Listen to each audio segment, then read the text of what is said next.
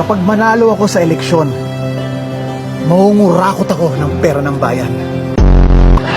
Magnanakaw ako. Pero at least, honest ako.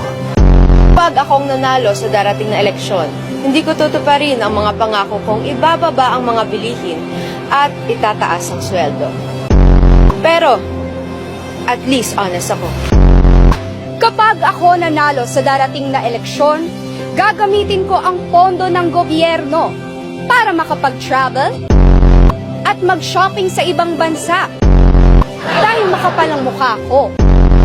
Pero, at least, honest ako. Kapag nanalo ako sa darating na eleksyon, gagamitin ko ang posisyon ko para mambabae. Dahil babaero ako. Pero, at least, honest ako. Kapag nanalo ko sa darating na eleksyon, bibigyan ko ng puwesto sa gobyerno ang lahat ng mga kamag-anak at kaibigan ko. Dahil korap ako.